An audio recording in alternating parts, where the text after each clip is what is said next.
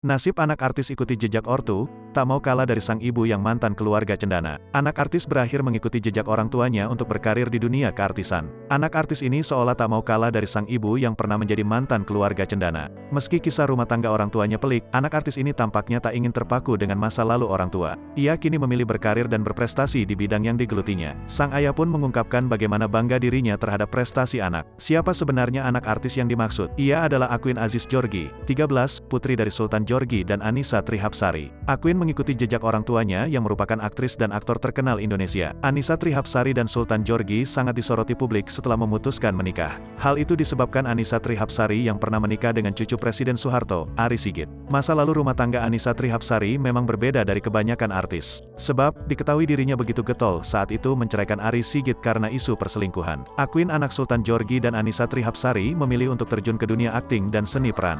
Gadis kelahiran Jakarta, tanggal 17 April tahun 2008 itu membintangi sinetron SCTV berjudul Juara Dunia dan langsung didapuk menjadi bintang utama.